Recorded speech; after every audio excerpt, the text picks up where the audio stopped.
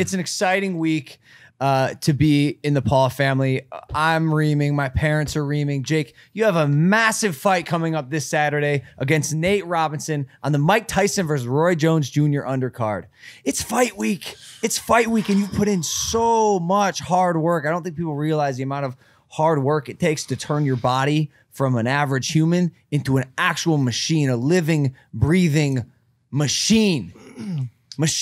How are you feeling, and are you excited for this weekend? Man, I'm excited. Like, genuinely, this is I feel like it's one of the best moments of my life. And it's perfect timing. I'm 23 years old and like I'm the best shape of my life. And I've been working 3 years now at what it feels like for this moment to be able to shine on something like this.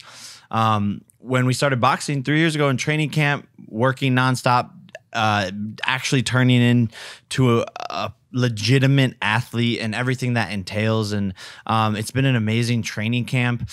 We've been training for what feels like a year now, literally since like the start of quarantine. Well, I've been training. The fight got pushed, right? Originally it was set to take place a couple months earlier. Yeah. And then they postponed it. Yeah. So I've been locked in now for so long. I'm in one of the clearest, healthiest mindsets of my life.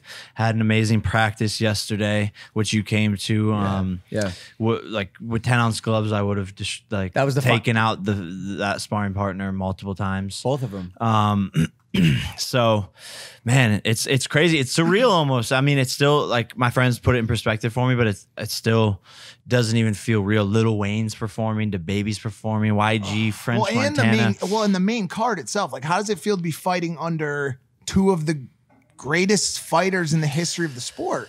That's what I'm saying. Like it's surreal. Even when I went to go meet Mike Tyson the other day, at first I was a little nervous, but then I was just like, then I was standing there and we were having such a great interaction and enjoying each other's company. And I was just like, what is my life? Like this is literally the guy that you hear about since, you know, when Michael Jordan, Mike Tyson, you know, like the list, Elvis, like he's up there. And I'm literally just sitting there like hanging out with him. And it's just like, what is life? And they're saying that the pay-per-view is on track to be one of the biggest boxing events ever. So I don't know. It's really cool. And I want to be able to put on an amazing show for my team, for my family. And man, it's surreal, honestly. You've come a long way from Cleveland, Ohio. It's fascinating. Good for you. I'm proud of you. Yeah, I really am. This feels like a moment where you could really prove to the world that you're not just the little brother. This feels like the final step. And I don't know where you feel like you're at on that. And you probably, in your mind, I'm sure you already passed it. But I think a lot of people underestimate you, you know, in all capacities. No, for sure. I have a bunch of things like written on my mirror, like sayings.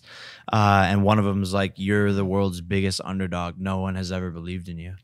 And that sounds crazy because like people see like Jake Paul, and they think like this huge celebrity that has had everything easy for him. But it's true. No one's really ever believed in me. I think starting with the kids in my high school who, you know, would talk shit about my goals and aspirations to go to Los Angeles, along with teachers, to, you know, even you, I think, didn't believe, like, you were like, yeah, this is my fucking little brother, like, sweep him under the rug. And I've always just been proving people wrong. You know, I've always been like an underdog in that sense. And I love to prove people wrong. And this is one of those opportunities to break through.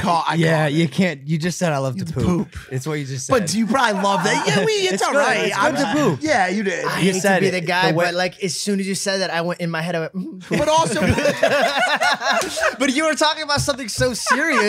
I didn't think these pieces of shit, no pun intended, would fucking be like, because I looked at Mike. Fucking one podcast, and we're pausing for a poop. I tried too. He looked at me. I was like, did I just hear that? And Mike nodded. I said I love to poop. Yeah, but it happens. I'm sure I do. I wasn't lying. No, I wasn't. That's what I meant to say. I said that. I meant to say that. Well, you love to prove people wrong. Jokes on you guys.